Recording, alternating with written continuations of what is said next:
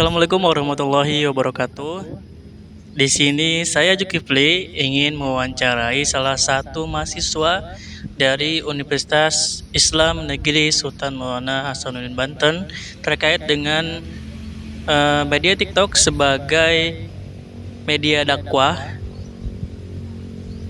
Oke, langsung saja. Dengan siapa? Putri Fikriya Nabila. Kak Putri, ini dari semester berapa sama jurusan apa? Aku ini jurusan Pendidikan Bahasa Arab di semester 5. Wah, berarti sebentar lagi ya Kak Putri ya. Di sini izin mewawancarai ya Kak Putri ya mengenai media TikTok sebagai media dakwah. Seberapa sering sih Kak Putri ini menggunakan TikTok, dan apa sih yang pertama kali membuat Kak Putri tertarik nih untuk menggunakan TikTok tersebut? Kalau soal sering itu kayaknya sering banget ya Kak. Soalnya kan pasti kalau kita bosan kadang suka bukanya TikTok gitu. Nah untuk ketertarikan pertama kali tuh ada TikTok kayak wah ini kontennya bagus gitu kan, kayak menginspirasi gitu. Jadi suka sama TikTok gitu.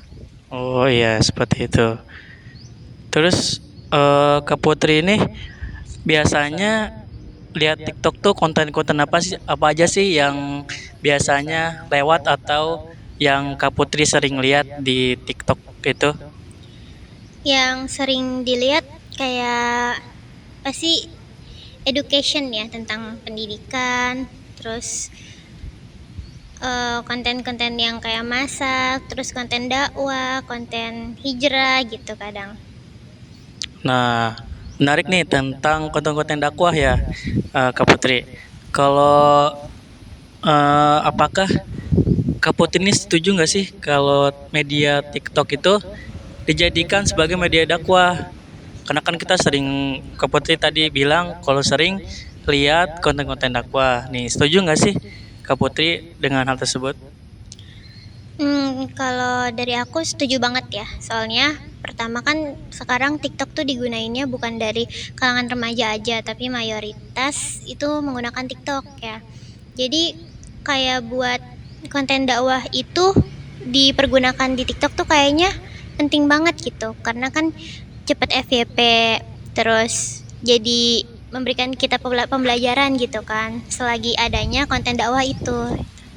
Apalagi sekarang rata-rata menggunakan TikTok ya, Kak Putri.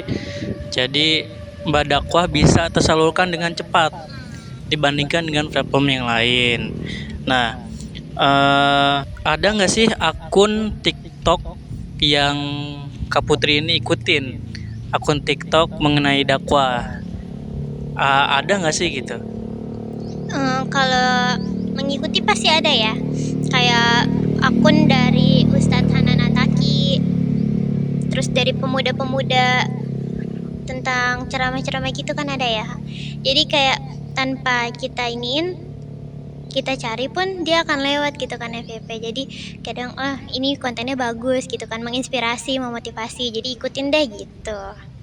Nah, apa sih perasaan Kak Putri nih saat misalkan satu konten mengenai dakwah lewat? Perasaan Kak Putri itu gimana sih gitu?